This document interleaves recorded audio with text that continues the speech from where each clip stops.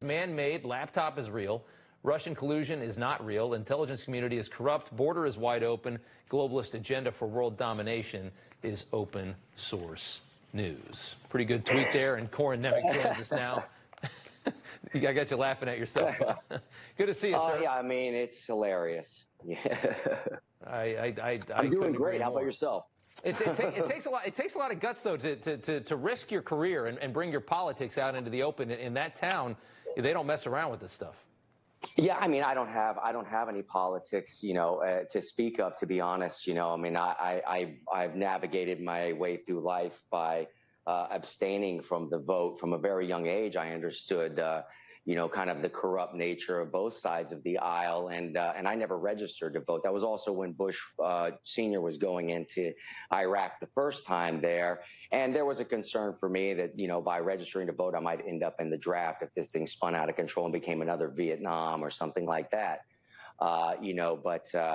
It was just and then as I grew up and did a little bit of reading and research, I came to find that the corruption went much further back than the 80s, that's for sure. And really, for me, the linchpin in it is the Federal Reserve Act, December 23rd, 1913, is a day that shall go down in infamy. But that to me is when America, the financial system of America, was purchased by international bankers, and when you loan money into existence that needs money back for that, how would you ever get out from under that? If someone gives you $1 and wants $1.10, but all you have is $1, what do you do? So we need to get the currency under control for sure. So let me ask. I mean, you put out, you display your opinions quite boldly in a town that's very ideologically aligned. Does that risk anything for you? No, not for me. No, because I've never had any skin in the game. I've only engaged in politics really from an academic interest and understanding the corruption, no matter which person you voted for. When I look at it in historical terms, I look at it going from the Kennedy assassination to the Air America operation, running narcotics through military channels and intelligence channels into the U.S. And then that peters out and they shift that operation to South America. That becomes Iran-Contra. They're sending weapons through Nicaragua over to Iran. They're fighting Iraq. Ayatollah Khomeini is a CIA asset. So is Saddam Hussein. Now they're fighting each other.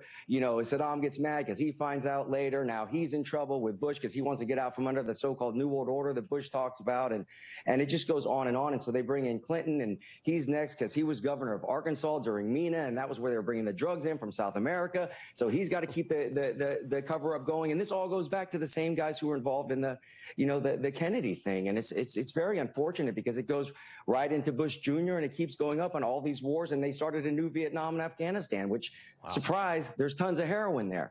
So, when I'm looking at this stuff, I'm like, the corruption is absolute, and I can't vote for it. I can't vote for either side. I've never voted. I've never registered to vote. It's never been even in my interest to until now. I think that there's some people that are representing, and I think that I would like to see a cross-pollination in the elephant and donkey races here, and see. I would really like to see like an RFK Jr. on a ticket along with whoever wins in the pachyderm circus. It sounds to me like you are wide awake. It sounds to me like I think you're going to gain a lot of.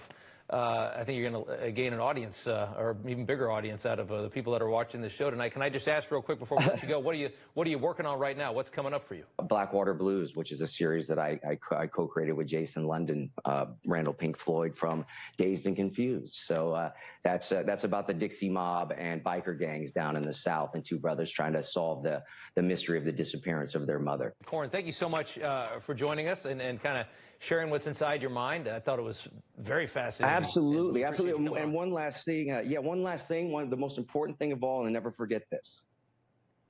Parker Lewis can't lose. Okay. Good to see you, sir. We appreciate it. Thank you so much for coming on. Cheers.